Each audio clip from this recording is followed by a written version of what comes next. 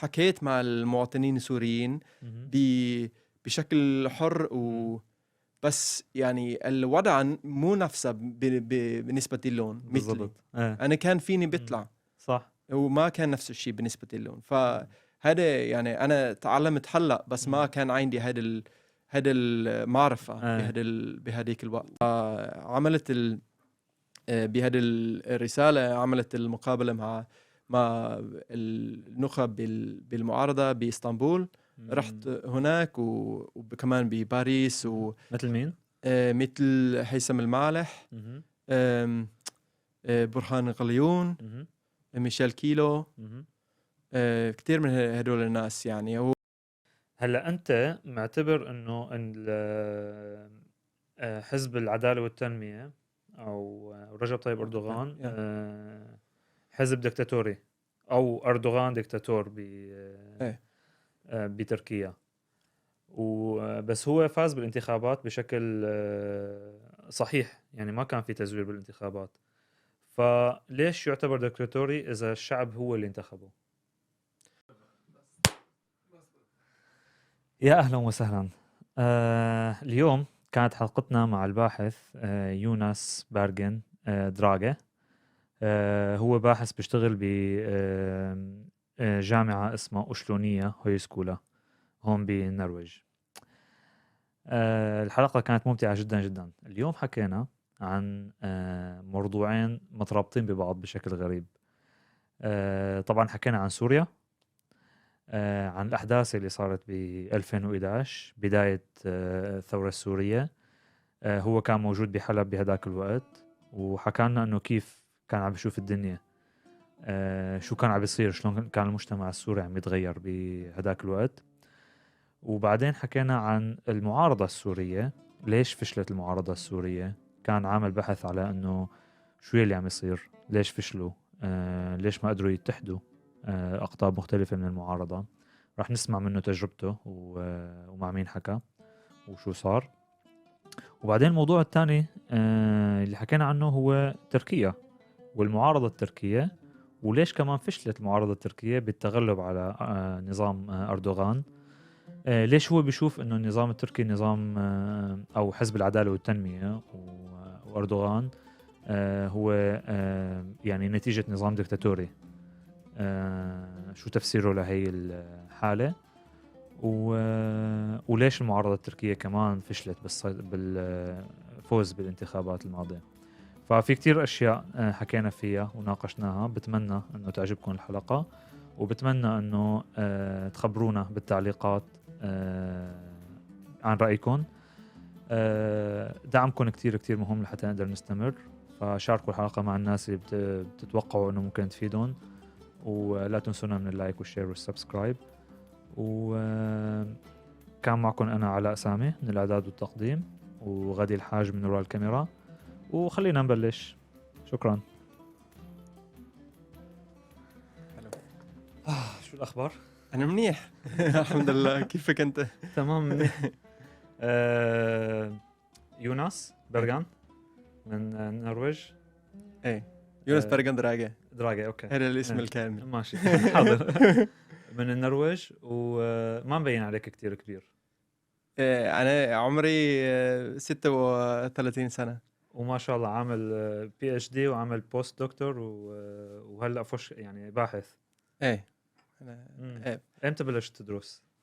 انا بلشت مثل العادة، يعني انا ب 20 سنة بلكي في مثل هذا. بلشت بالجامعة. ايه وكملت انا درست اول شيء علم النفس بترونهايم. اوكي. ففكرت انه كان بدي بصير ثيرابيست او شيء مثل هيك معالج. ايه بس غيرت قراري. يعني انا فكرت انه يعني حبيت كتير اللغات وكان بدي بروح لمكان تاني بالعالم.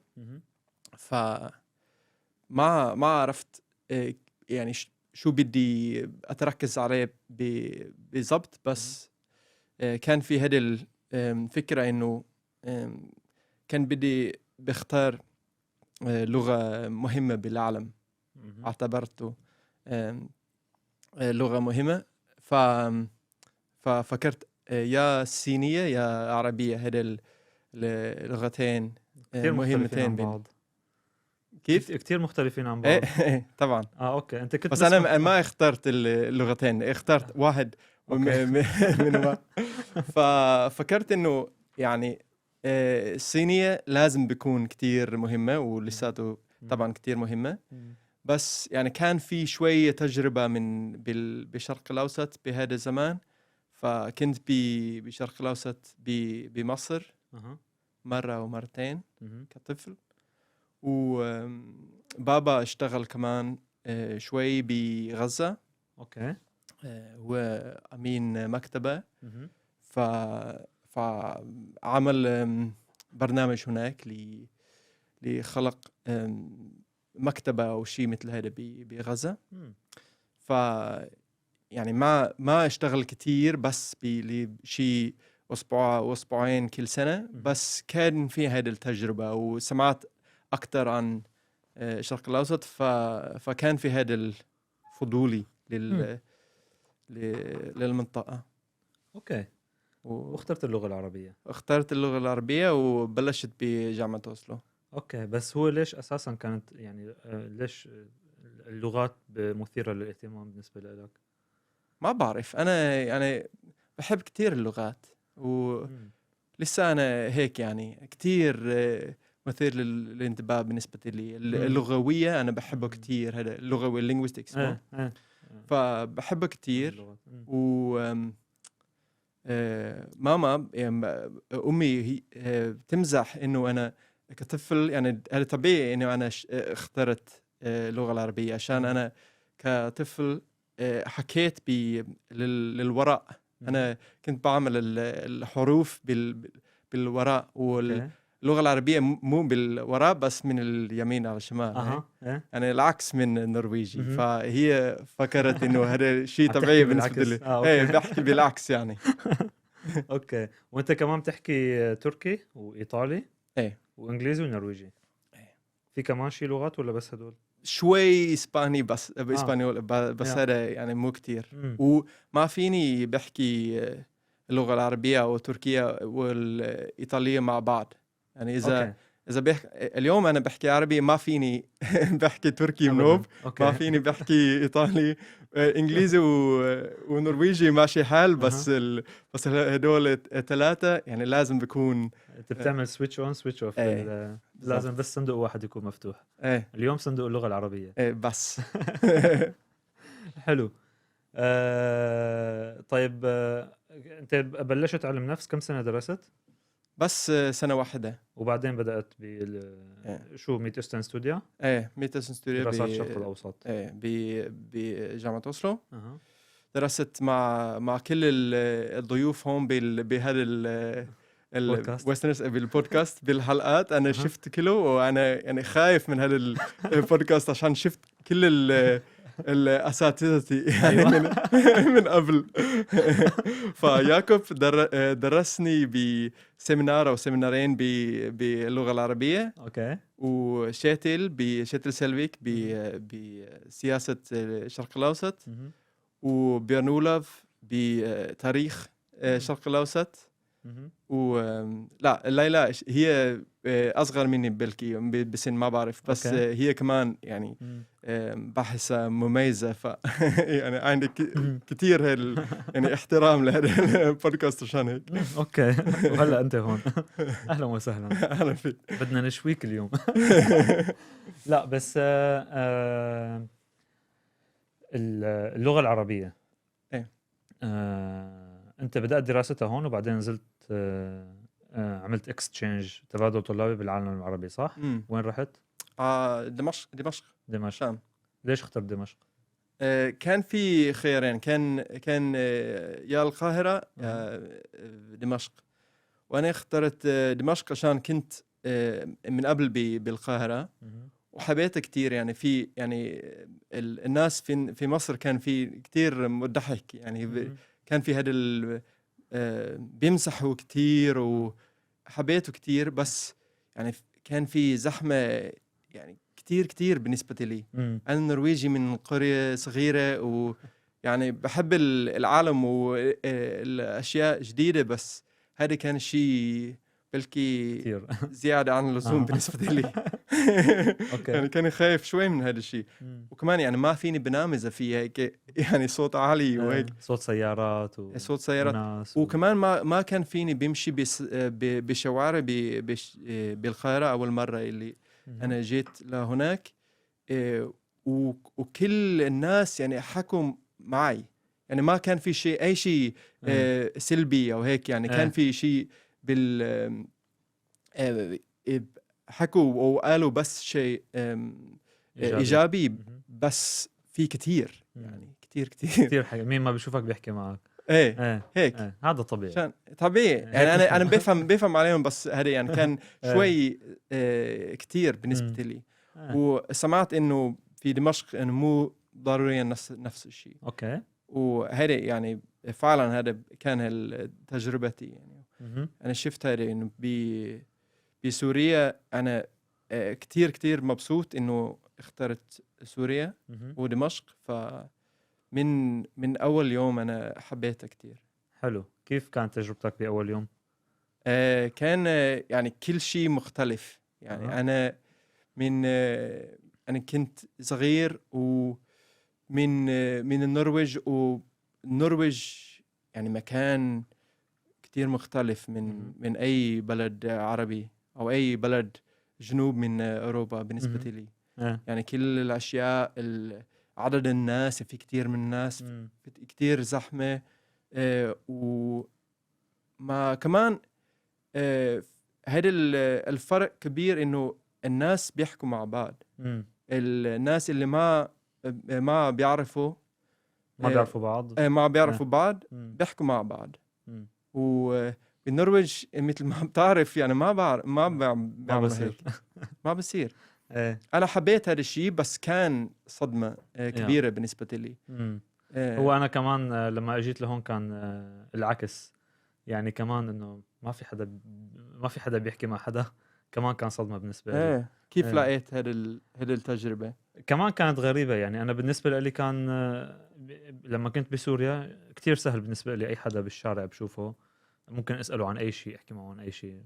إذا ممكن بطلع بالتاكسي بحكي مع شوفير التاكسي، إذا طلعت بالميكرو بنحكي مع اللي جنبي، إذا كان في شيء ممكن ينحكى، إذا سمعنا شيء بالراديو بنناقشه مع بعض.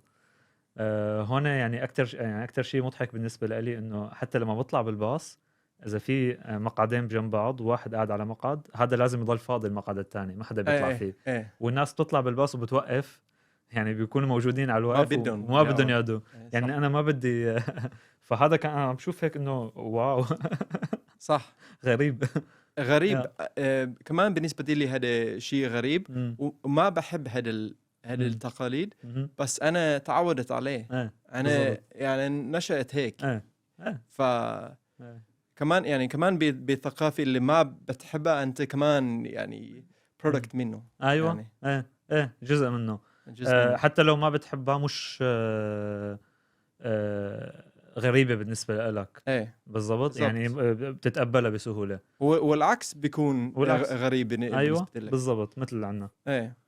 فهذا يعني شفت هيدا. مثل ما قلت لك قبل بالقاهرة كمان يعني أنا بحب مصر يعني. ما بدي بقول أي شيء ضد مصر، بس وما زرت مصر كتير، فأنا ما بعرف كتير عن مصر. بس كان في هذه التجربة أول مرة اللي أنا جيت لهناك.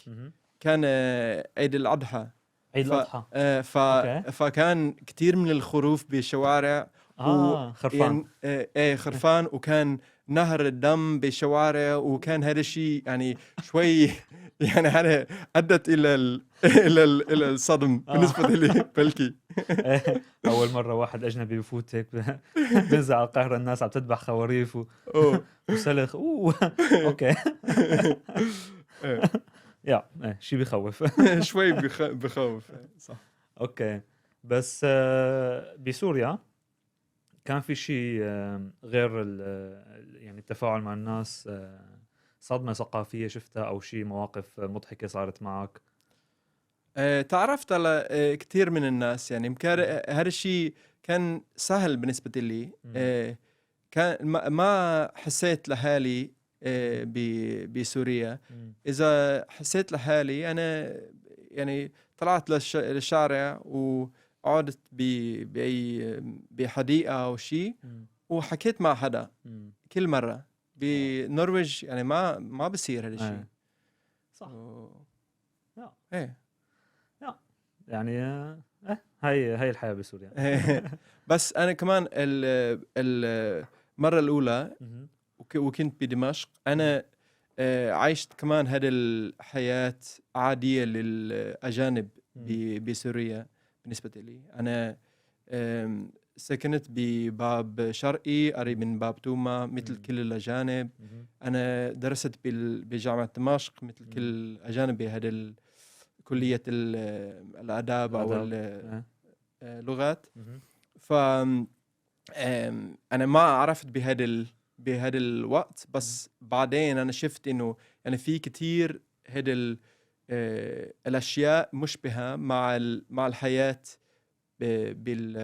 بالإكسباتس يعني هدول الأجانب اللي بيعيشوا ببلدان تانية ما مش ضروريا من نفس البلد، بس كلياتهم أجانب.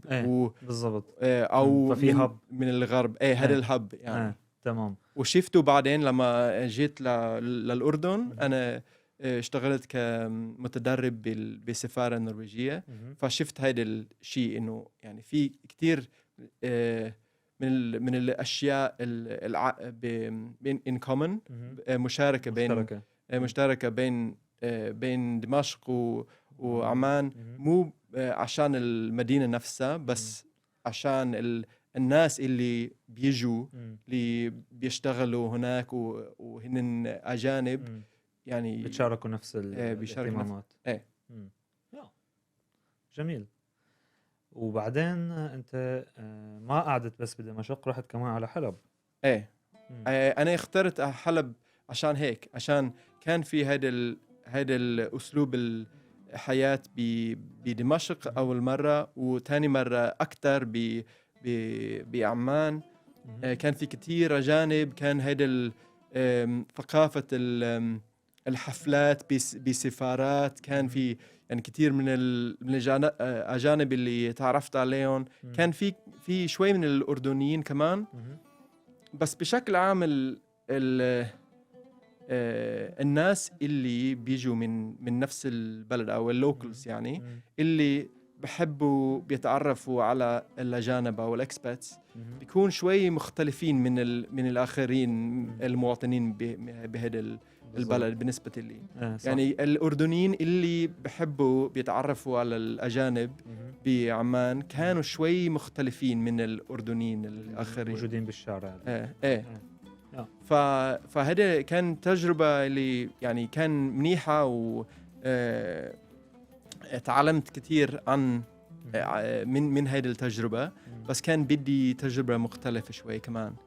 فعشان هيك أنا اخترت حلب شوي بصدفة. بس شفت إنه كان في هذه الكلية فرنسوية بحلب اسمها إفبو، ودرسوا اللغة العربية بس بشكل اللي يعني بس كان فينا نحكي عربي، ما immersion يعني ما كان فينا نحكي أي إنجليزي أو أي شيء. فكان بمستوى شوي أعلى. وكان بحب هيدا يعني أنا كتير كان بدي بدرس منيح وبحكي بس عربي، وما كان بدي أي رفيق أجنبي بس سوريين. عشان هيك أنا اخترت هيدا. هذا مدينة يعني مو العاصمة، يعني ما في كتير أجانب، ما في سفارات وهيك. عشان هيك أنا اخترتها. جميل. وإمتى كان هذا؟ 2011. 2011. يناير لما بدأت الثورة السورية. فأنا جيت اليوم اللي بن علي أسقط أو هرب. هرب من تونس هذا اليوم. فبعدين بلشت كل أشياء بالأحداث بمصر وكان وبسوريا. يعني كان في هذا القلق بالمجتمع. حسيته يعني كل يوم زاد. اوكي كيف احكي لي عنها هاي لانه هاي تجربة فريدة. كيف شفت او كيف شفت المجتمع عم يتغير؟ انت بتعرف اكثر مني فبس هذه كانت تجربتي شخصيا. انا شفت اول مرة اللي انا جيت لدمشق انا كنت يعني جاهل، انا ما عرفت اي شيء عن الحياة تحت الديكتاتورية. انا كنت بهذا البلد ديمقراطي وما كنت بفكر بتعقيد السياسة. كيف بتكون الحياة تحت حكم ديكتاتوري بهذا الشكل. وبالنسبة لي هذا كتير معقد، يعني أكثر من حياة تحت الديمقراطية. فكان في كتير من السوريين اللي حكيت معهم، وأنا كنت كتير يعني مهتم بالأشياء دولية وسياسية وتاريخي. فحبيت بحكي عنه.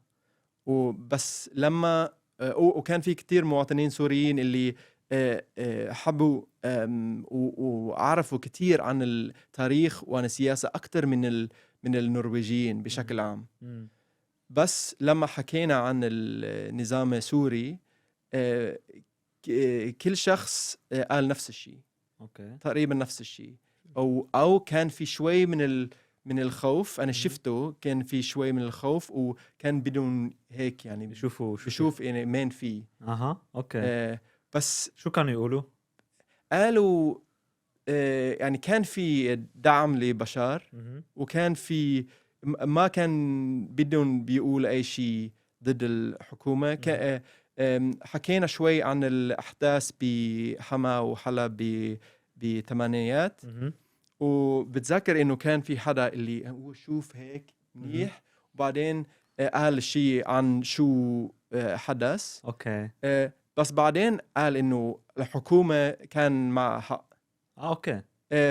بس يعني بيحكي عنه يعني هيدا الشيء الحكي عنه هيدا كان الشيء الصعب. أوكي. يعني ما كان بده بينقد، يعني كان بده بس بيحكي عن الشيء اللي ما كان يعني مقبول بيحكي عنه. أوكي.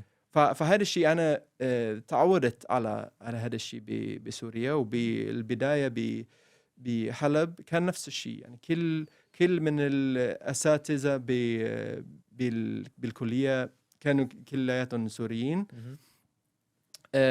حكوا بنفس الطريقة عن الحكومة وعن السياسة السورية. إنه يعني كانوا مع حكومة، أو ما قالوا أي شيء ضد الحكومة. ما كانوا بالمعارض بشكل واضح. بس لما بلشت الأحداث بسوريا بمارس وبعدين شفت إنه هذا تغير شوي. شفت إنه نص من الأساتذة والمدرسين صاروا ضد الحكومة، صاروا بالمعارض، وسكروا الباب قبل الدرس وحكوا عن النظام، الحكومة، عن النظام، عن الاحتجاجات، وحكوا عن نفسهم اللي هن كان بدهم بيروحوا على الشوارع بالاحتجاجات، عن العائلة اللي كمان بيشاركوا بهذه الاحتجاجات، كل شيء صار واضح. يعني راح الخوف. يعني هذا يعني شفت انه سقط هذا حاجز الخوف. واو. فهذا كان كتير يعني كتير مثير للانتباه بالنسبة لي، وأثرني بكتير. أنا كان عندي عمري كان 21 أو 22، وبهذه الفترة بالنسبة لي واحد بيتعلم كتير عن العالم والأشياء اللي بتشوفها بهذه الفترة. بيأثرك أكتر من الاشياء اللي بيحدث قبل او بعد صح. بشكل سياسي بالنسبه لي. يعني هذا النظر السياسي هذا يعني شيء اللي بيحدث بهذه الفتره اكثر شيء، فاثرني بكثير هذه التجربه. وانت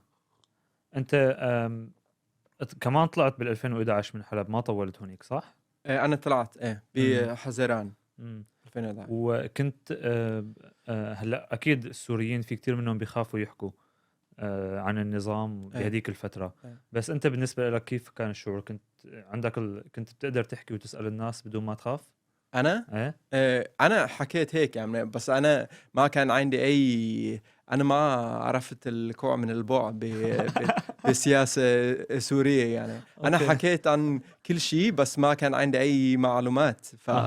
اوكي، كنت لسه عم تتعلم. انا كنت اتعلم هذا الشيء، وما انا لساتي شوي نادم من هذا من كيف حكوا بهذه الفتره، عشان انا حكيت مع المواطنين السوريين بشكل حر بس يعني الوضع مو نفسه بالنسبه للون مثلي. انا كان فيني بيطلع صح، وما كان نفس الشيء بالنسبه للون. فهذا يعني انا تعلمت هلا، بس ما كان عندي هذا المعرفه بهذيك الوقت. وكان كان في ناس تخاف منك؟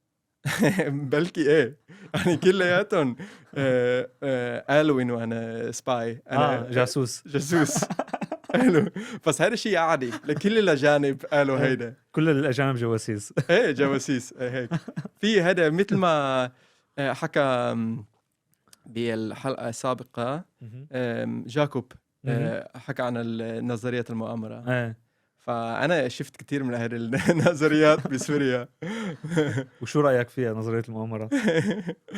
هذا الشيء طبيعي بالنسبة لي. يعني إذا ما عندك أي معلومات واضحة بالأنظمة الدكتاتورية ما عندهم أي شفافية، ما عندهم يعني ما بدهم بيكشفوا شو عم بيصير بالسياسة، شو عم بيصير بالسياسة. فعشان هيك إذا ما عندك المعلومات لازم أنت تعمل المعلومات. أيوة صح. وإذا بدك تعمل أي يعني إذا بدك تحكي عن الأشياء بدك تستعمل الكرياتيفيتي كمان. أيوة صح. فبصير أكثر في كتير نظريات مؤامرة. نايس. الشيء اللي عملته أنت بعدين أنك كتبت دراسة عن حلب. أنا كانت دراسة خليني بس أقول اسمها، حلب مدينة تجارية في دوامة الحرب الأهلية، أو باللغة النرويجية يعني هاندلسبي برجر كريكس.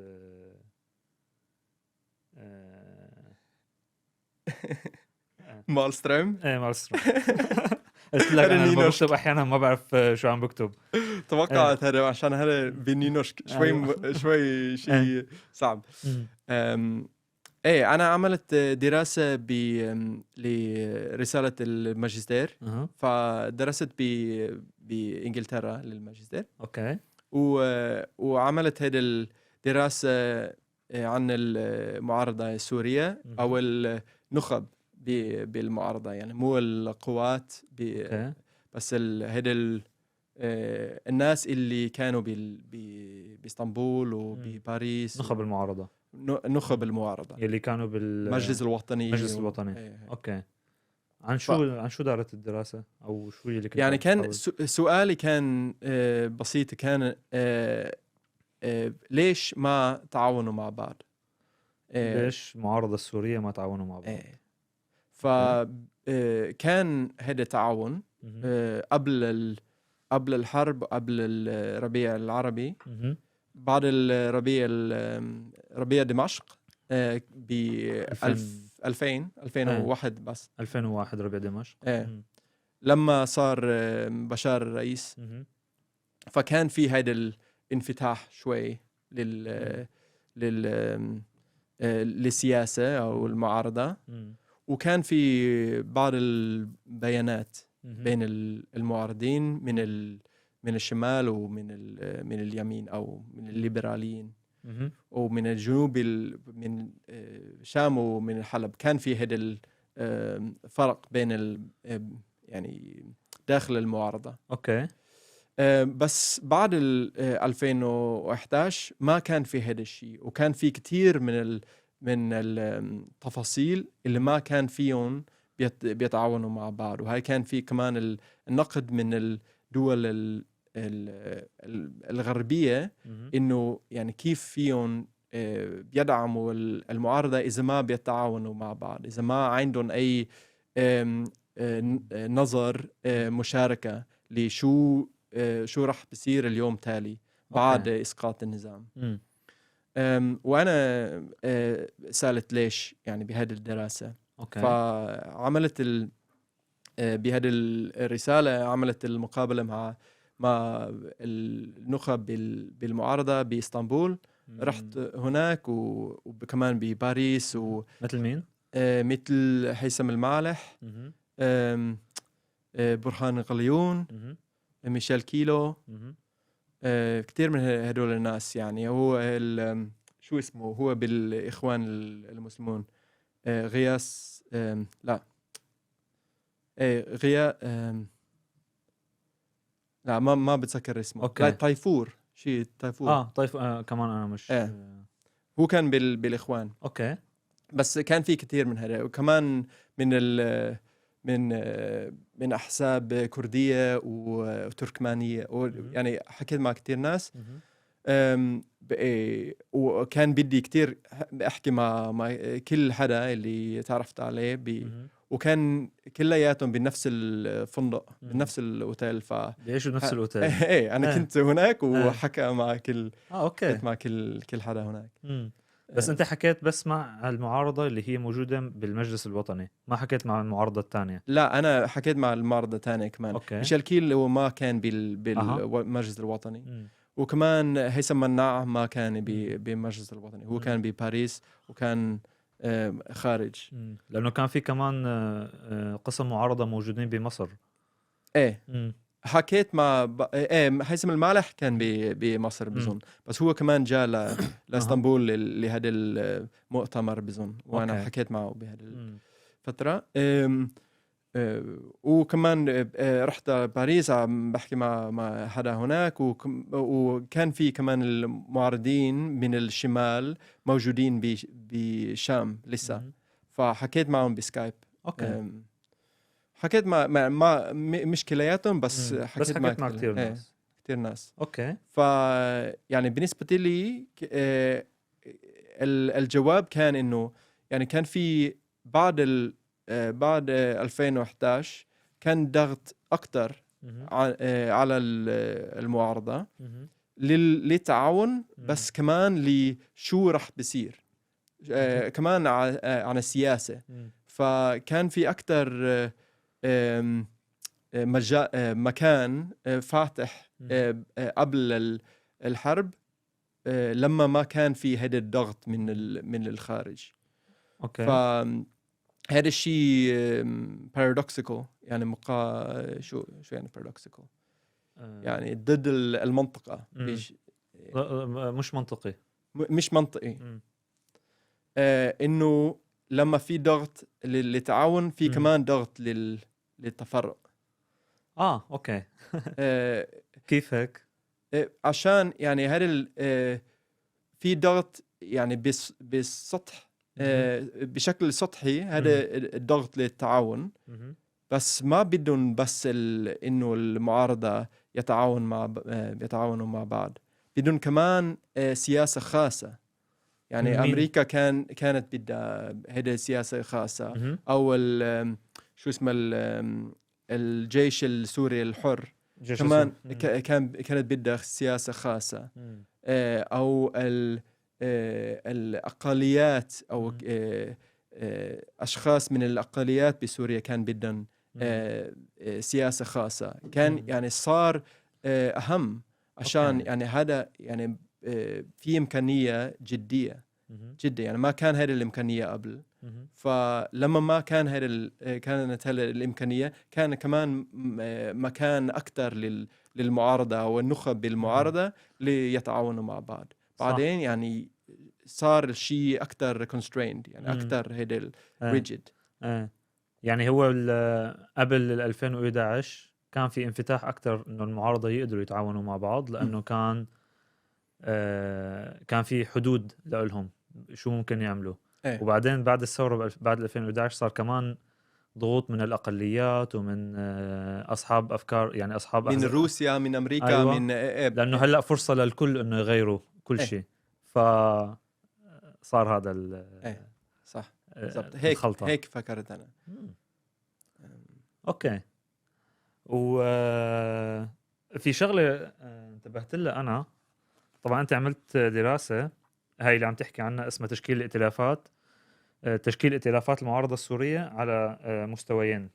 اللي هن مستوى هيدا الهيكل اللي استعملته لهذا الارجيومنت، لهذا الحج او هذا الحجة. فهذا المستويين هذا كان من روبرت باتنام، اللي هو استعمله لل negotiations، للنقاش النقاش بين دولتين. التفاوض بالضبط. التفاوض بين دولتين.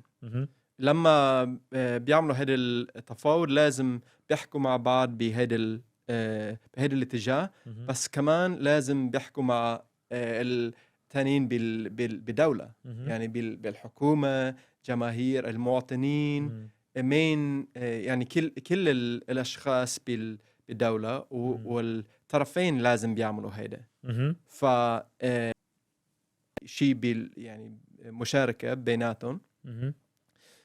لازم بيكون الشيء اللي بيتفق عليه مش بس من الدولتين، بس كمان الجماهير بالدولتين. يعني في أكتر من حدا بأي تفاوض. هذا كان الهيكل من روبرت باتنام، وأنا استعملته لهذا بالمعارضة كمان. مثل ما قلت إنه كان في هذا لما في الضغط هناك عشان في الجماهير، في الناس وراك اللي هن بدهم أشياء كمان، يعني ما عندك هذا المكان فاضي لإلك. فالمعارضة يعني كان أكتر هيك محددة. وهي دائما يعني بسوريا منطقة معقدة جدا، لأنه يعني ما في توجه واحد، في توجهات دينية مختلفة، وتوجهات سياسية مختلفة، وتوجهات اقتصادية مختلفة. طبعا. فإنه يقدروا يجتمعوا كلهم بمكان واحد ويعملوا هذا التشكيل ما كان سهل. وبتوقع النظام كمان كان بيلعب دور بإنه ما تنجح المعارضة ولا لا؟ بالنسبة لي طبعا. كيف بتشوفه؟ يعني حاكم ديكتاتوري هيك بحبوا بيلعبوا هيدا اللعبة. يعني بدهم بيستعملوا المعارضة، بدهم بيستعملوا الكوبتيشن اللي بيساعدوا أو يتفاوضوا مع طرف، بس طرف واحد، والتاني بدهم بيستعملوا الريبريشن أو بحطهم بسجن أو أي شيء هيك. فهذا يعني الشيء كتير مفيد للحاكم، عشان هيك فيهم بيلعبوا وما فيهم بيتعاونوا مع بعض. فهذا شيء طبيعي، واستعملها بشار قبل وكمان بعدين بعد 2011. بوحدة من دراساتك كنت عم بتقول انه او كان العنوان للدراسة انه الحرب الأهلية بسوريا. ليش اخترت مسمى الحرب الأهلية؟ عشان في هيدا المناقشة أو هيدا الحوار، إذا هذا فعلا حرب أهلية أو شيء تانية، مثل حرب من البروكسيس بالوكالة أو أي مسمى تاني. يعني شو المسمى الثاني؟ بالنسبة لك؟ في ناس بتسميها هي مو يعني قسم من الشعب السوري بيسميها ثورة، فهي حرب ضد النظام. ويلي قريته من برا يعني انترناشونال بيسموها بروكسي وور، انه حرب بالوكالة. وببعض الدول النرويج مثلا بيسموها حرب أهلية، وفي كتير دول كمان بيسموها حرب أهلية.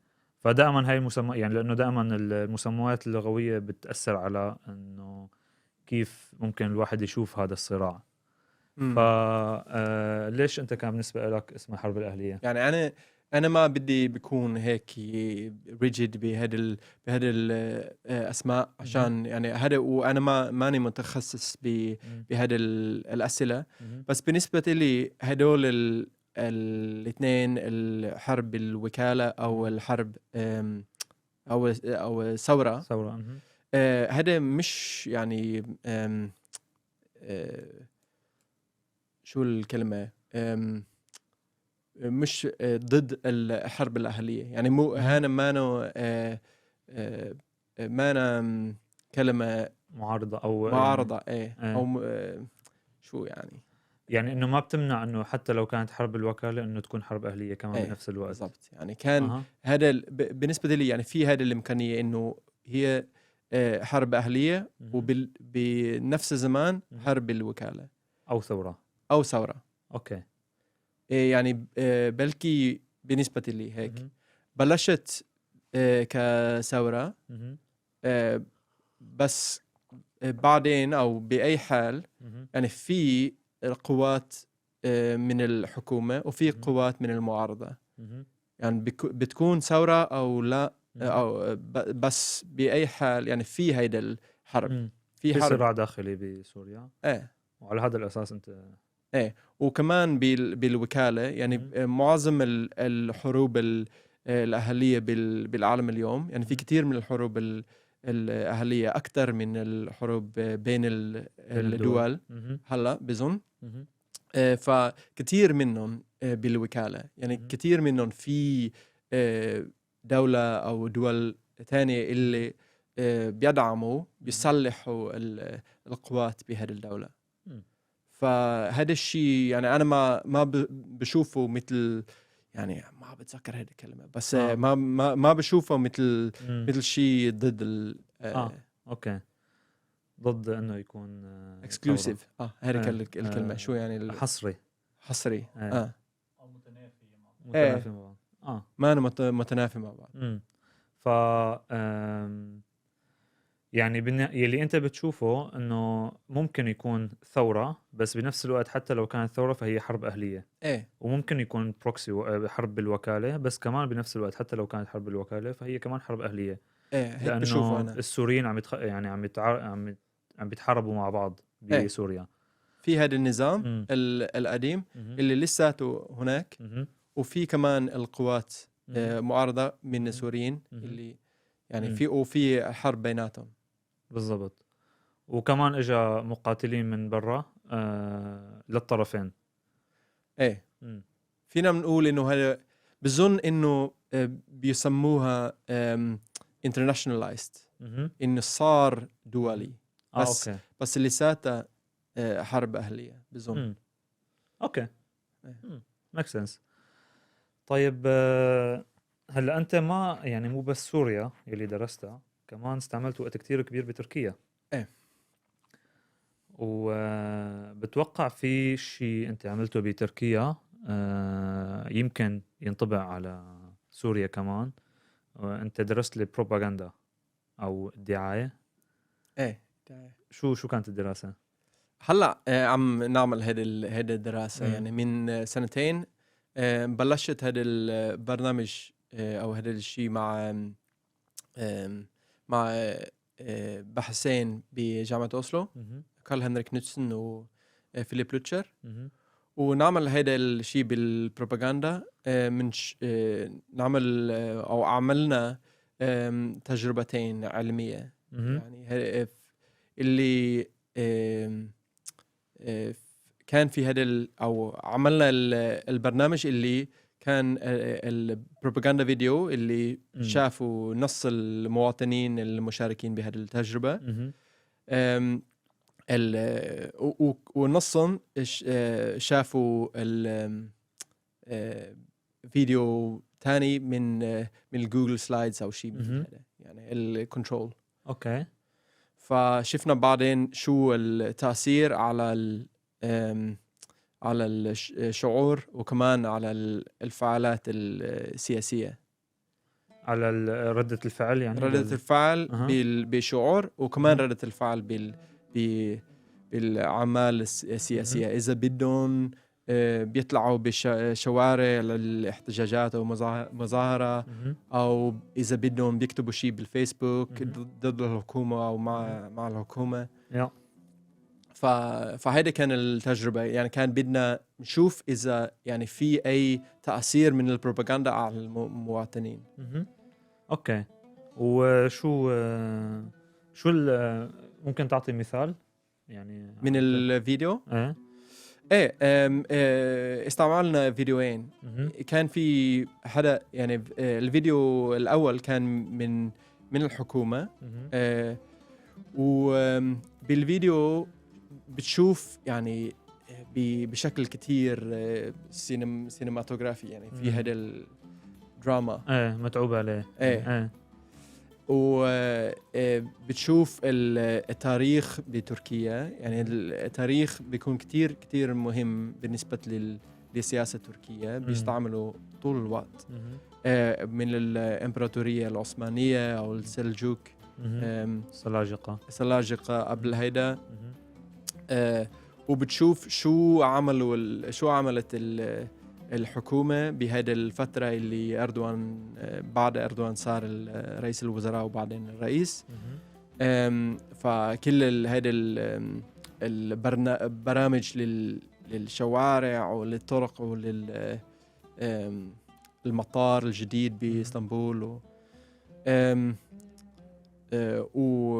هيك يعني هذا بدهم بيعمل هذه الصور من الحكومة اللي بتمجد يعني التاريخ. اوكي. جميل. تمجيد التاريخ. والفيديو الثاني؟ الفيديو الثاني كمان يعني هذا الشيء من الموسيقى. بيعمل في هذه الغنية انه بيغني الجنود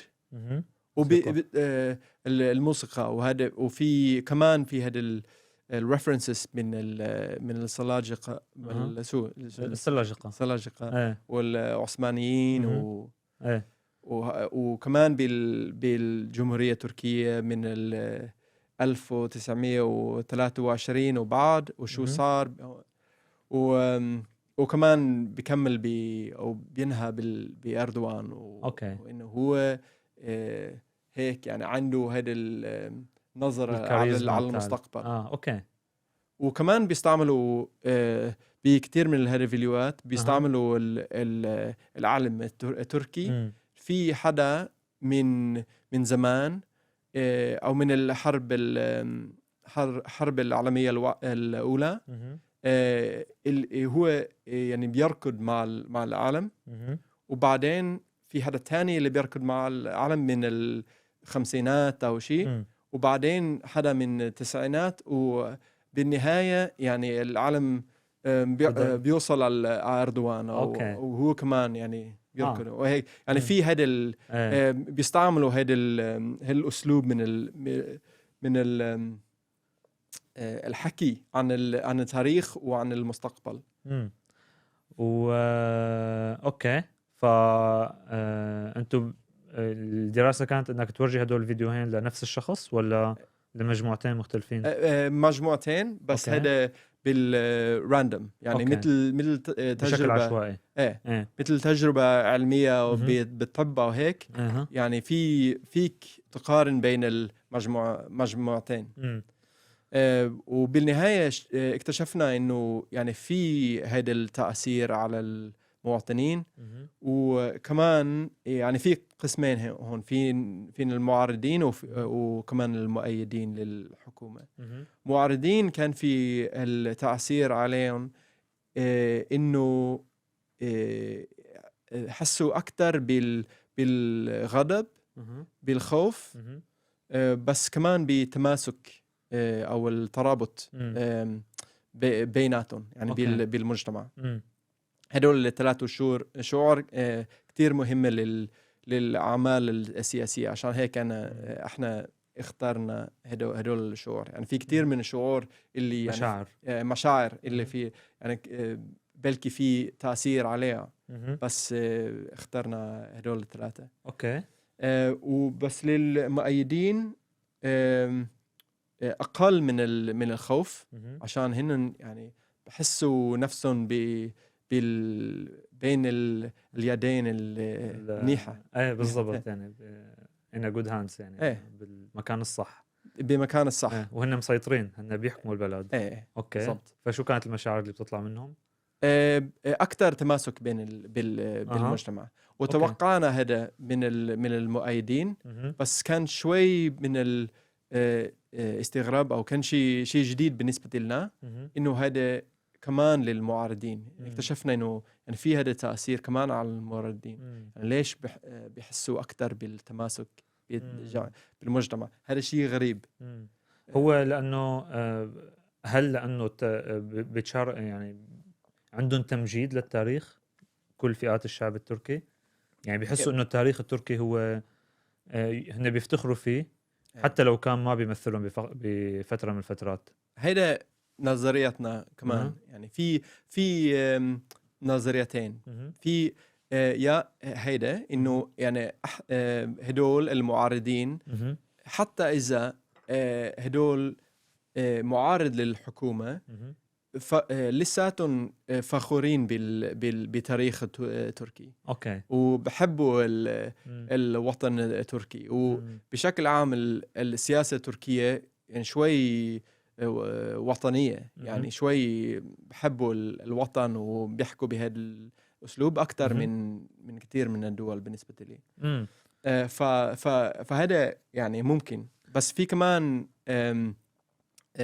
خيار تاني أو نظرية تاني، فإذا بيحسوا أكتر بتماسك بالمجتمع بيكون كمان عشان بيشوفوا هذا الفيديو، وبالنسبة لهم هذا يعني شيء بضحك، يعني شيء غريب. هذا الفيديو يعني absurd، يعني سخيف. أوكي. وإذا هيك سخيف بحسوا إنه كل الناس رح بيشوفوا إنه قديش هذا الحكومة سخيفة. أوكي. فرح بيكون يعني شيء أكتر. أنا أمين إنه يعني أنا بعرف إنه أنا ضد هذه الحكومة. فبيعزز شعور عندهم بأنه أنا صح. هذا بعزز شعور المعارضة. أوكي. هذه النظرية تانية. وهدول النظريتين معكسة، ما بنعرف أي منهما. بس بالنسبة لي كان هذا اللي قلت أنت، يعني هذا أكتر. ولما عملنا هذا لما قدمت هذا بإسطنبول وبتركيا من شي شهرين، الأتراك اللي شافوا هذا بالنسبة لهم نفس الشيء. يعني هذا يعني كان تأثير الوطنية، يعني تأثير الوطنية. هو يعني حتى نحن بالنسبة لنا بنحس إنه الأتراك عندهم حس وطني عالي. يعني في عندهم شعور كتير عالي بالوطنية. والتاريخ بهمهم لأنه كانوا بفترة من الفترات يعني العثمانيين بيحكموا نص الكرة الأرضية. فهذا شيء طبيعي بالنسبة لهذا الشعب إنه يكون في عنده فخر بهذا التاريخ. صح. بس تعرف إنه يعني شيء طبيعي إنه أردوغان ومؤيدين لأردوغان بدهم بيستعملوا هذا التاريخ العثماني عشان هيك هذا إمبراطور يعني إمبراطورية كتير كبيرة وكتير مهمة بالعالم. بس كمان المعارضين اللي هن أكتر وطنيين وهيك، يعني بحبوا كتير آتاتورك وهذا الفترة بعد الخلق الجمهورية التركية، هن كمان كتير بيستعملوا النوستالجية، بيستعملوا هيدا. بس ما بيستعملوا ما بيحكوا عن الإمبراطورية العثمانية، بيحكوا بس عن أتاتورك وشو صار بعدين. فهيدي يعني كل اثنين بيستعملوا التاريخ، والتاريخ كتير مهم بالنسبة لهم، بس ما بيشوفوا تاريخ بنفس الأسلوب. صح. فبيحكوا عن هو تاريخ منطقة كبير، لأنه فكل واحد بيحكي عن الحقبة اللي بتعجبه. أوكي بالضبط. نايس. طب هلا السؤال اللي أنا بفكر فيه، بما أنه أنت الدراسة أصلا هي عن البروباغندا وكيف بيتم استعمال البروباغندا ب الدهاليز السياسية، كيف بتشوف تم استعمال البروباغندا بسوريا؟ إذا بتحسن يعني في شيء بيشبه الشيء اللي درسته بتركيا؟ هلا أنا ما شفت فيديوهات مثل هذا بتركيا اللي استعملنا. أنا ما شفتها بسوريا بهذه السنوات بعد ما طلعت من سوريا. فأنا ما فيني بقارن هيك. بس الفرق كبير بالنسبة لي، إنه تركيا يعني مع الأسف الشديد صارت كمان النظام ديكتاتوري، بس ديكتاتوري وفي كمان الكومبيتيشن، يعني الكومبيتيتيف اوتوكراسي. يعني صحيح هو نظام ديكتاتوري، ولكن في التنافس المنافسة مع الأحزاب الثانية. بالضبط. ففي انتخابات، وفي انتخابات اللي يعني هي لساتها مهمة. يعني من شهر من أسبوعين المعارضة فازت بالانتخابات المحلية بتركيا، وهذا يعني لساتها عندها هذا الأهمية. فهذا الفرق كبير بالنسبة للبروباغندا. بسوريا هي يعني دولة ديكتاتورية مطلقة. يعني ما عندها ما في منافسة، ما في معارض فاتح هيك. يعني يعني ما فيك بتقول بهذا الأسلوب إنه أنا يعني أنا بشجع وأنا بأيد على المعارضة. يعني ما في حدا هو أصلا يعني جهة واحدة بتقدر تأيدها، ما في غيرها. بالضبط. مثل الصين أو مصر أو مصر أو حتى روسيا صار هيك يعني بلكي. أوكي. بهذا الديكتاتوريات، يعني بهذه الأنظمة يعني الأسلوب للحاكم بصير شوي مختلف. يعني في عنده طرق مختلفة مو لازم بيفوز بالانتخابات. يعني عنده هيدا الفرصة يعني. بس لازم بلكي بيخوف أكتر على المواطنين. وبالنسبة لي أنا شفت هذا بسوريا. أنت تعرف كتير أكتر مني، بس أنا شفت يعني قديش كان في صور من حافظ ومن بشار بالدكاكين وبشوارع بسوريا. كان في كتير. وبعد بعد ما بلشت الأحداث ب 2011 لما كنت لسه بحلب، شفت إنه صارت هذه العلامات أو هذه البيانات أو البوسترز جديدة مع صور كبيرة من بشار. وكان طول الوقت كانت عيون بشار بشوارع. وبالنسبة لي يعني هذا عنده تأثير على الناس. ما بعرف، بس بالنسبة لي هذا بدهم بيأثروا الناس، بدهم بيخوفوا الناس، وبدهم بيعرفوا الناس إنه يعني في هذا الحاكم، في هذا النظام اللي بيشوفك طول الوقت. بيج براذر مثل جورج أورويل. مثل جورج أورويل. اوكي. يعني انه حتى اذا هيك كمان انا بتذكر منيح انه لما كنت بسوريا اول مره كان هذا شو الرومر، الاشاعات اشاعات مهم. انه كل الرجال او الناس اللي اشتغلوا بشوارع بهذا الزباله او اي شيء عمال النظافة وهنا بيشتغلوا بالنظام او مخبرين. مخبرين. اوكي ما بعرف اذا هذا صح ولا لا، ما بس حدا بيعرف. ما حدا بيعرف. وبالنسبه لي هذا الشيء مهم بالنسبه للنظام. فمش لازم بيستعملوا كل هيدا المصاري اللي بيدفعوا كل هذا الرجال او هذا الناس عشان اذا كل واحد بظن انه يعني في هذه الامكانيه اللي هو بيشتغل مع بشار او مع النظام، يعني بخوف شيء مخوف. يعني اذا هذا صح ولا لا مش مهم. الشيء مهم اللي يعني في هذه الامكانيه. وبالنسبه لي هذا الشيء اللي بيستعملوا النظام المستبد يعني فيهم بيستعملوا هذه البروباغندا بهذه الطريقه.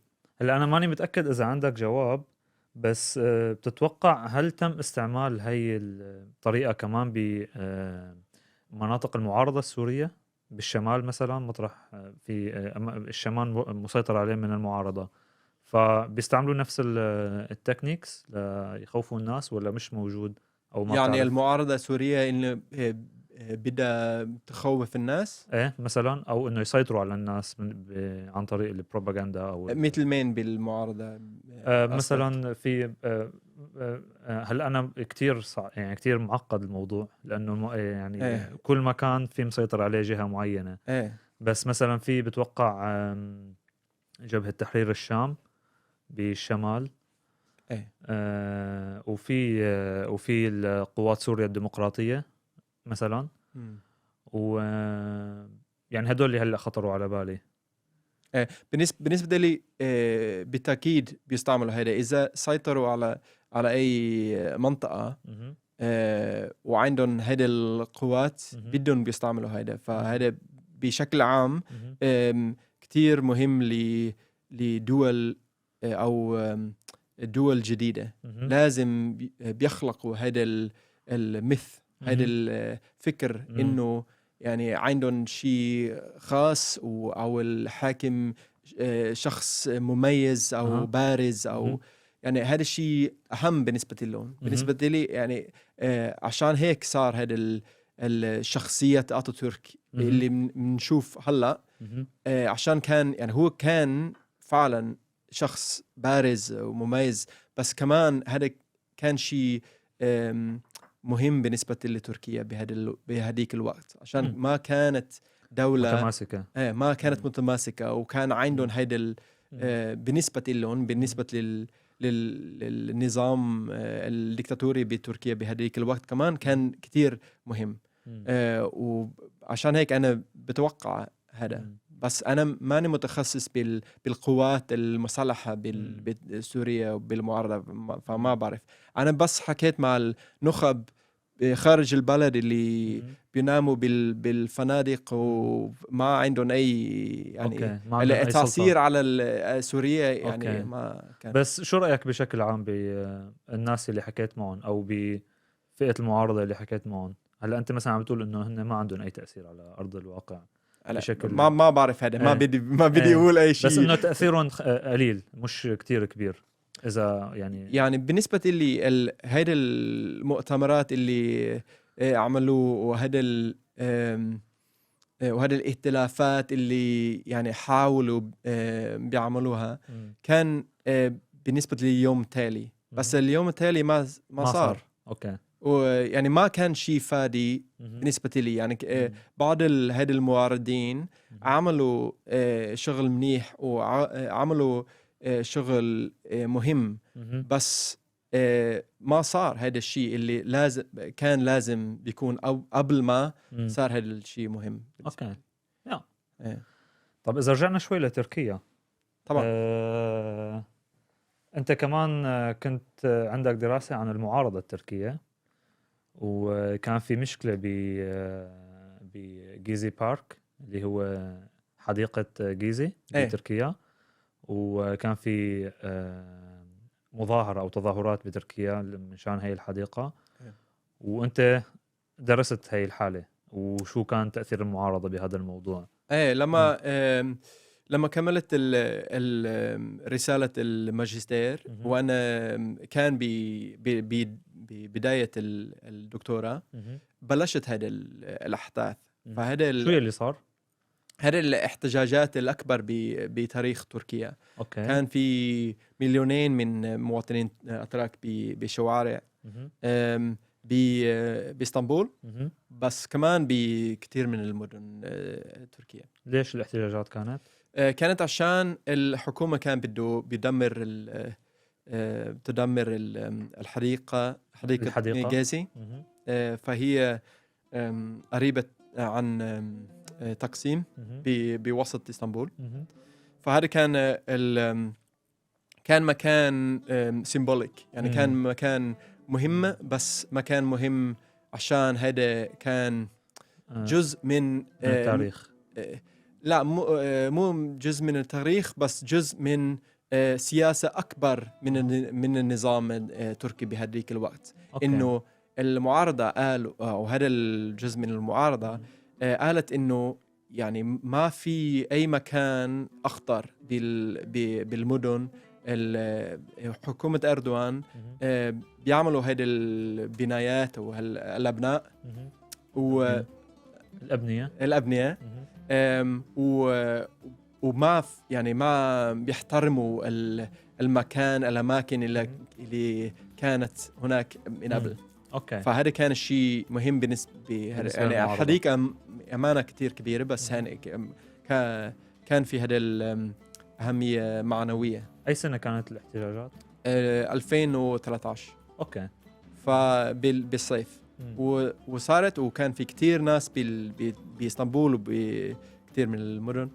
فأنا سألت بالدكتور رسالة الدكتورة اللي عملتها وبلشت بهذيك الوقت، شو كان التأثير على الأحزاب بالمعارضة. فبهذيك الوقت أردوغان صارت كل سنة أكثر ديكتاتوريا، وكان في المعارضة، بس المعارضة فشلت يعني، ولسه عم تفشل مع الأسف.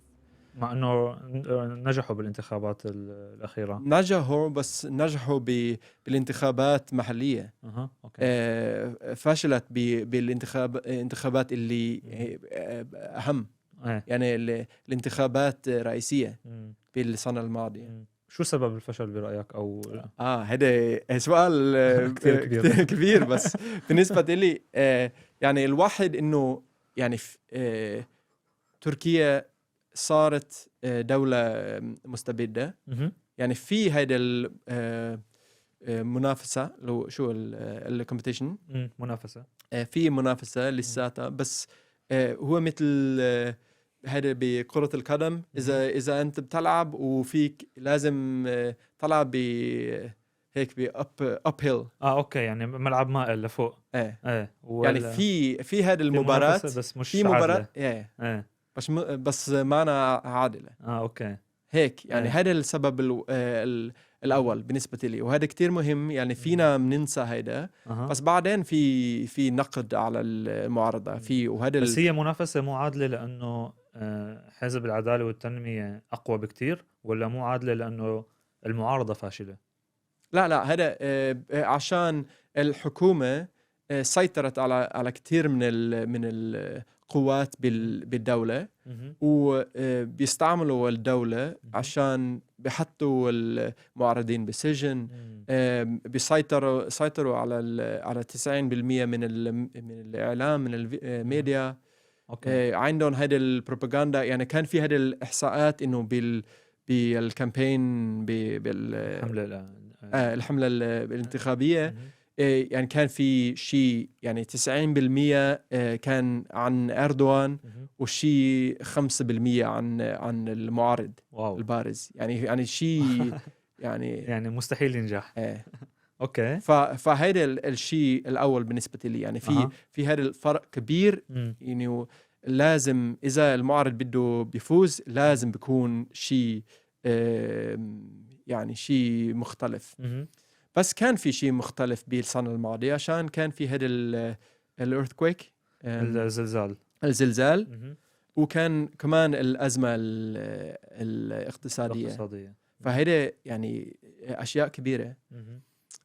ولسه فشلت ومع هيك بس كان فيهم. أنا كتير بهتم بالتعاون بالمعارضة مثل ما بتعرف. هذا كمان كان سؤالي بالقضية التركية، ليش ما بيتعاونوا مع بعض؟ بس بهذه الانتخابات تعاونوا مع بعض. يعني كان في شكلوا شو بيسموها تكتل ل6 أحزاب مع بعض. صح؟ 6 أحزاب مع بعض.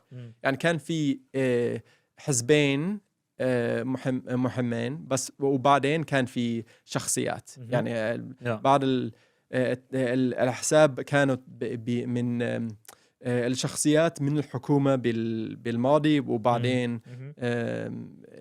يعني انفصلوا انشقوا من الحكومة، وأخذوا هذا المكان بالائتلاف، بس ما عندهم حزب كبير. بس كان كمان هذا التعاون مع الحزب الكردي أو حزب المؤيد للأسئلة الكردية بتركيا. فكان هذا الائتلاف كامل. أوكي. ومع هيك تقريبا كامل. ومع هيك ما نجحوا. هذا يعني بلكي عشان اختاروا المرشح الغلط. كان المرشح كان كمال كليشدارولو. فهو شخصيات كتير مملة. يعني ما عنده أي كاريزما، ما عنده أي شيء مثل هذا. فهذا كان شيء منيح بالنسبة للمعارضة، عشان لازم باليوم التالي لازم يتعاونوا مع بعض. وهو ما عنده أي كاريزما مثل أردوغان، ما بيقدر بيكون المستبد مثل أردوغان. فهذا الشيء شوي بالبراغماتيزم. يعني كان في هذا بالتفاوض، بس بنفس الوقت لازم يفوز قبل ما بيكون هيك. يعني فما فاز. ما كان هذا الاتراكشن اللي له. اوكي. بس اذا بدي ارجع للدراسة تبعك، شو دخل المعارضة بالتظاهرات اللي صارت؟ او كيف ربطتهم مع بعض؟ انا بهذا البحث انا شفت او تركزت على النقاشات بالمجلس التركي. مجلس الشعب؟ لا، بالبرلمان. بالمجلس التركي. فشفت وكمل. انا جمعت الاحصاءات من هذا النقاشات والحوار بالمجلس، وشفت شو قالوا عن الاحتجاجات غزة، وشو لما حكوا عن احتجاجات غزة شو قالوا كمان. يعني بأي إذا ربطوا هذه الاحتجاجات على أي قضية سياسية أخرى مثل الاقتصاد أو شو التوازن. لا، مو التوازن بين الجنس أو gender equality. مساواة. المساواة أو الأسئلة الإقليمية أو هيك يعني. فاكتشفت أو برأيي كان هذا الاختلاف كبير بين الحزب المؤيد للأكراد هو الحزب المعارض الأكبر، هذا الحزب كليشدارولو. فحزب كليشدارولو JHP جاوب بأكثر أهمية على هوية المظاهرين. يعني ما كان هذا التركيز على القضايا، كان التركيز على مين هن المتظاهرين. من هن. عشان في أكثر المظاهرات كان في بكل البلد، بس كان أكثر بالمنطقة بالغرب بتركيا، وين في كتير من منتخبين لهذا الحزب. فهو حكى لهذا مو بس هو الحزب يعني الديبيوتيز من هذا الحزب البرلمانيين من هذا أعضاء الحزب أعضاء الحزب حكوا عن هوية عشان هذا الهوية اللي بيأيد هذا الحزب يعني. فهن أصلاً اللي أكثر الناس اللي تظاهرت بالغزي هن مؤيدين لحزب كلش ترولو. مؤيد هذا الهوية يعني هاي هويتهم إنه هن وطنيين مهتمين بهذا الحزب علمانيين وهيك يعني في هذه الهوية بس كمان قالوا شيء أشياء اللي هذا شوي يعني ما ضد سياسة الحزب حزب كليشتارولو بس مانا بمركز سياسة يعني شوي أكتر من الشباب شوي أكتر للشمال هذا المساواة هذه الأسئلة للاقتصاد بشمال كمان يعني شيء شوي مختلف عن هذا الحزب. فهو حزب شوي محافظ فأنت يعني أنت اللي ركزت عليه إنه كيف هاي الأحزاب استعملت المظاهرات بالضبط لحتى تدعم موقفها. أنا بلشت بالسؤال كيف يعني إذا الاحتجاجات أثرت على الأحزاب بس بالنهاية يعني أنا خلصت أو كان التخليص بهذا خلاصة الخلاصة كان إنه الأحزاب استعملت هذه الاحتجاجات. فالحزب المؤيد للأكراد الHDP جاوبت بطرق المعكس فتركز على القضايا السياسية وما حكوا عن الكثير عن الهوية عشان هذا هوية هذا من الأتراك ما من الأكراد والكثير من هدول الناس يعني ما مؤيدين لسؤال الكردي بتركيا. بس هذا الحزب مانا بس مؤيد للأكراد كمان حزب الشمال وكان بدهم بياخد أكتر من المنتخبين من الشمال من المواطنين الأتراك كمان. فعشان هيك جاوبوا بهذا الأسلوب جاوبوا وحكوا أكتر عن القضايا السياسية وأقل عن الهوية. يعني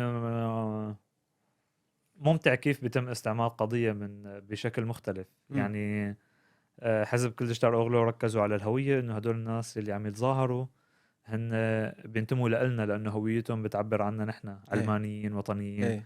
وبنفس الوقت كمان الحزب الكردي استعمل المظاهرات ولكن ركز على نقطة تانية اللي هي التوجه السياسي لهي المظاهرات شو عم يصير والاثنين مفكرين انه الاحزاب كلها عم تفكر انه اوكي انا عم بستعمل الشيء اللي بيناسبني بالانتخابات. بالضبط. فانا بالبدايه انا فكرت انه يعني هذا المظاهرات يعني بلكي هذا امكانيه للتوحيد بالمعارضه. فانا كتير بركز على التوحيد مثل ما بتعرف بتعاون وائتلاف بالمعارضه. فانا فكرت هيك بس اكتشفت انه لا هذا يعني امكانيه لاستعمال الاحتجاجات لهذه المصلحه يعني. بالضبط صار بالعكس تماما يعني استخدموا الاحتجاجات بطرق مختلفه فتفرقوا. بالضبط. واو. لا يعني مثير للاهتمام. ليش بالنسبه لك موضوع توحيد الاحزاب اذا كان بسوريا او بتركيا مهم؟ بالنسبة لي يعني التفرق بالأسئلة السياسية هي شيء يعني أساسية لأي ديمقراطية أو أي نظام ديمقراطي. لازم يكون أكتر من حزب يعني هذا شيء أساسي. بس إذا أنت بتعيش بنظام ديكتاتوري ومستبد لازم تسقط هذا النظام أول شيء، أو لازم تفوز أو بانتخابات ضد هذا النظام. والتوحيد يعني هو يعني ما لازم، بس كتير مفيد للمعارضة. إذا فيك هذا إذا بتقدر توحد هذا الشيء إيجابي بالنسبة للمعارضة بشكل عام.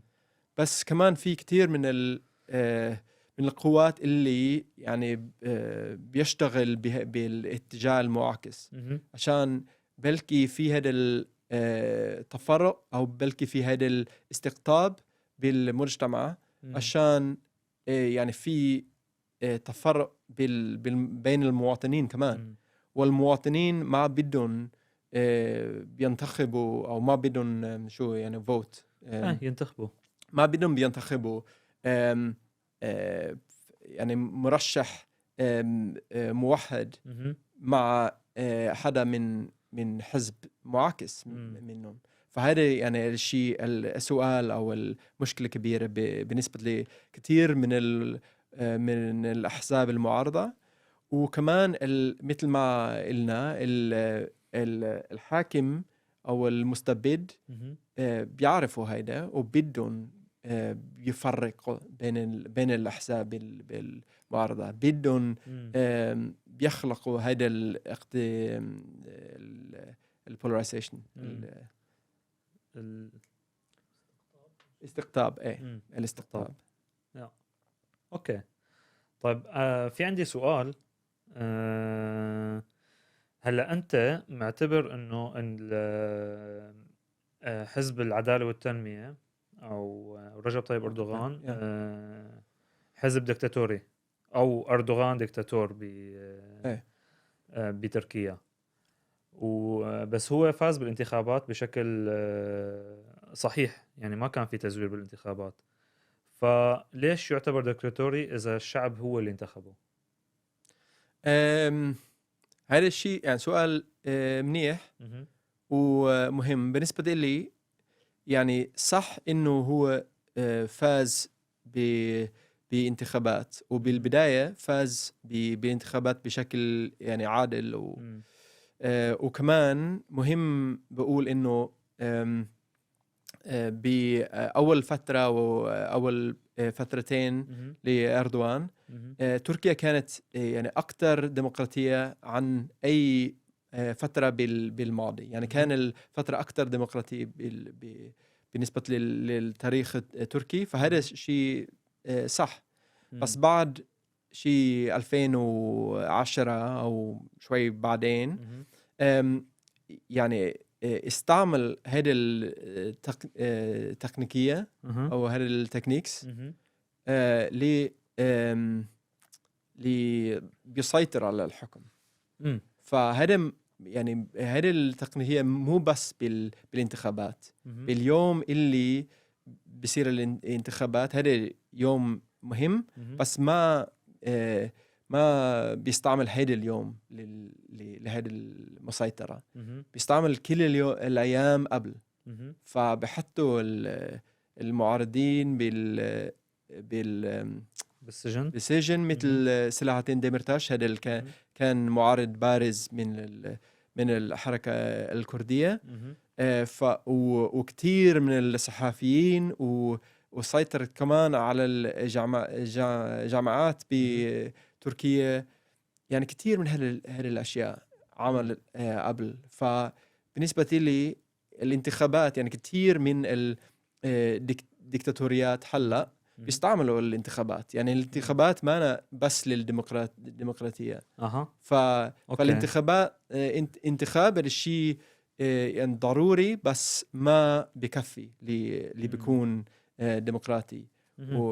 فهذا يعني المباراة بين المعارضة والحكومة بتركيا يعني معنا عادلة. فعشان هيك هذا حكومة ديكتاتورية بس مانا توتاليتاريان. يعني في شمولية. لسه فيها منافسة، وهذا الشيء شوي معقد. عشان في منافسة بس ما أنا عادلة، مش عادلة. أوكي. فيعني المنافسة هي مثل ما بنقول نحن سطحية. سطحية. سطحية. بس الانتخاب أو شكلية. شكلية. بس بالنسبة لي المنافسة هي جدية. يعني في هذه المنافسة، يعني كان في المعارضة كان تقدر بتفوز بهذه الانتخابات السنة الماضية. ما فازت، بس كان تقدر، يعني كان في هذه الفرصة بشكل جدي. بس المنافسة ما كان عادلة. إذا المنافسة سطحية بالنسبة لي، يعني ما كان هذه الفرصة بشكل جدي. طيب كيف كان ممكن تكون منافسة عادلة؟ كيف ممكن بيكون؟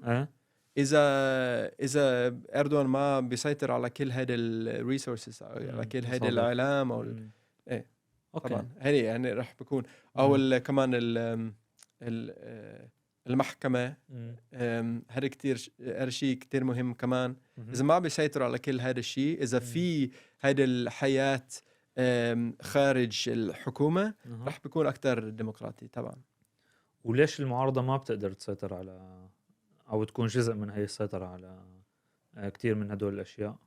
في هذا الاستقطاب كبير بتركيا، وأردوغان مانو شخص متطرف، مانو حدا يعني حدا متطرف إيديولوجيا، بس حدا كتير منيح اللي بيسيطر على الحكم.